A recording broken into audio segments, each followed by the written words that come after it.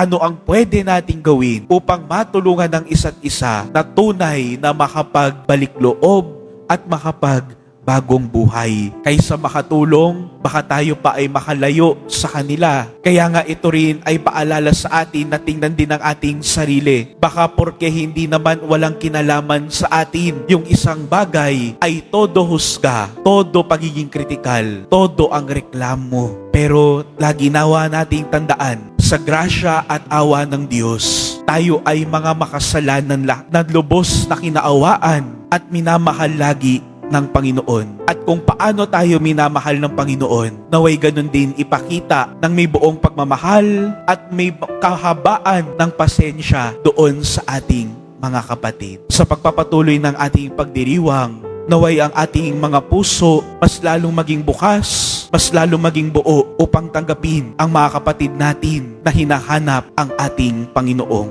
Jesus. Amen.